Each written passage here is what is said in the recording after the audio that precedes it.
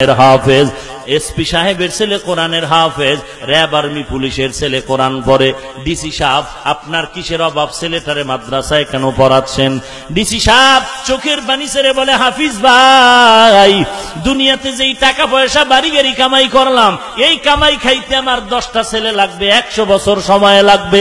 অতএব আমার ছেলেরে ডিগ্রি নেওয়াইয়া বিদেশ পাঠাইয়া 2-4-5 লাখ টাকা বেতন পাবে, ওই কামাই আমার লাগবে না। কয়েক মাস আগে আমার বাবায় মারা গেল, আমার বাবার জানাজা পড়ানোর জন্য আমি হন্যে হয়ে বাইরের আলেম দাওয়াত ধার করে আনলাম।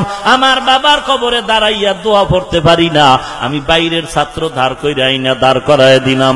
আমি এই লজ্জা পেতে আর চাই না। আমার সন্তানটারে আমি দুনিয়াতে আমার দেওয়া সম্পদ দিয়া গেলাম, আর কোরআনের সম্পদটাও দিতে চাই।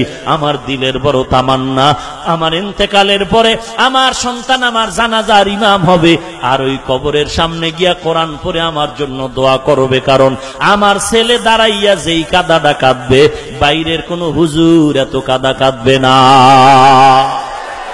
এই কালামে জিন্দা কুরআনে হাকিম, হিকমতে উলায়া জালসুতু কদিম।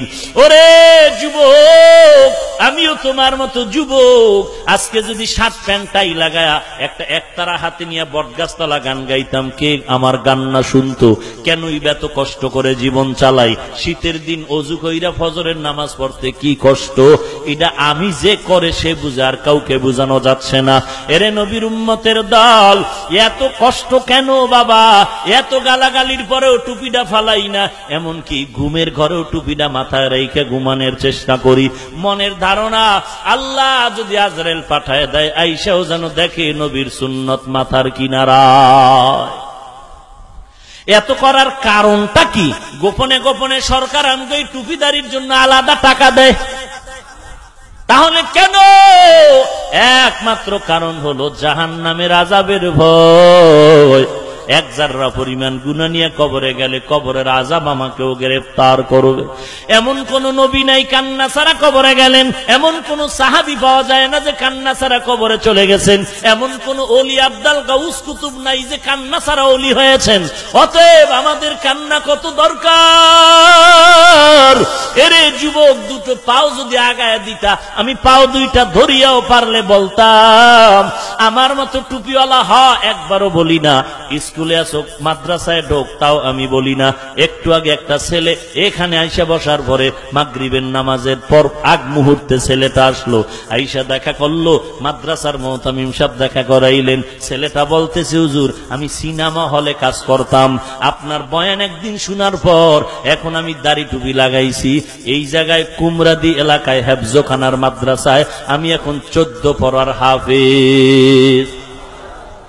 আমারে 2-4 আয়াত তেলাওয়াত করিয়া শুনাইলেন, ওখানে চোখের পানি ছেড়ে কাঁদলেন। দুনিয়াতে কিছুই না রে যুবক, তোমার মতো যুবক আমার মতো হুজুর না। তোমার মতো যুবক জীবনে মাদ্রাসায় পড়ে নাই, RAB army police BDR doctor professor engineer সাংবাদিক সাহিত্যিক ওকিল ব্যারিস্টার কোটি কোটি টাকার মালিক দুনিয়াতে আছে, একটা টাকাও হারাম খায় না। নাই? তুমি কেন পারবা না? ফাইনাল জবাব, কপাল পুড়ে গেছে। তওবা না করা পর্যন্ত পড়া কপাল আর জোড়া লাগবে না। স্কুলে পড়ে, কলেজে পড়ে ছাত্র নামাজ ছাড়ে না? নাই? তুমি কেন পারবা না?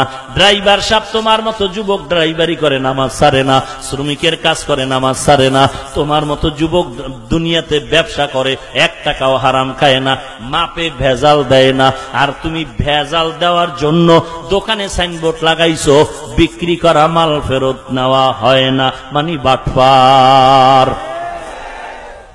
মদিনার নবী বলেছেন, বিক্রি করা মাল ফেরত নেওয়া সুন্নাত। যদি মালটা ফিরাইয়া টাকা ফিরাইয়া দেও, ওই মালটা দান করার সওয়াব পাবি। এই জন্য নবীরে দিয়ে আল্লাহ ব্যবসা করাইছে। আবু বকর কাপড়ের ব্যবসা করছেন, আবু হানিফা কাপড়ের ব্যবসা করছেন। প্রত্যেকটা সেক্টরে রাসূল কাজে দেখায়া দেখায়া সাহাবাদেরকে শিখায় গেলেন।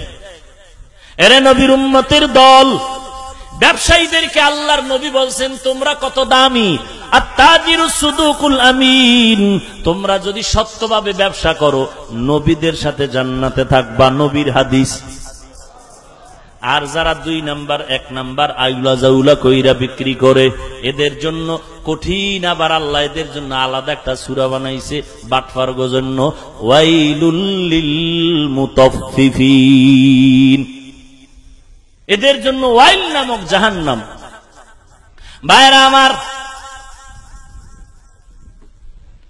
আল্লাহর মোহাব্বত অন্তরে ঢুকাইয়া কোরআন সিনায় লাগাও, মায়ার নবীর মোহাব্বতের আদর্শটা সিনায় লাগাও। আমি বলি না তুমি চাকরি ছেড়ে দাও, চাকরি করো, স্কুলে পড়ো, কলেজে পড়ো, ভার্সিটিতে পড়ো, লেখাপড়া করো, যা করো, একটাই শুধু দাবি, নবীর আদর্শ মতো জীবনটা চালাও, মা বাবার খেদমত করে দোয়া নাও, মুরব্বীদের সাথে ব্যবহার ভালো করো, কোরআন সহিভাবে পড়ো, কমপক্ষে নামাজে যেই সূরাগুলো দরকার ওই সূরাগুলো শুদ্ধ করে পড়ো, নামাজে যেই সূরাগুলো লাগবে এগুলো শুদ্ধ করে পড়ো। সি সি সি সি সি, আহা, নামাজে ঠিক নাই, রুকু ঠিক নাই, সেজদা ঠিক নাই, এই লোকটার কোরআন শুদ্ধ নাই, আত্তাহিয়াতু বুঝে না, নামাজের রুকু সেজদা বুঝে না, এই লোকটারে এই বিষয় বয়ান না দিয়া একদল মুনাফিক এরা দীর্ঘ টাইম বয়ান দেয়, মাযহাব মানবা না, মাযহাবের বুঝবে কি? অথচ কোরআন শুদ্ধ করে পড়া ফরজ, নামাজের জন্য নামাজ ঠিক করা ফরজ, এই বিষয় বয়ান নাই। কোন ইমাম লাগবে না, মাযহাব লাগবে না, কোন মুরব্বী লাগবে না, এই কথা ইবলিস বলিয়া জাহান্নামী হয়ে গেল।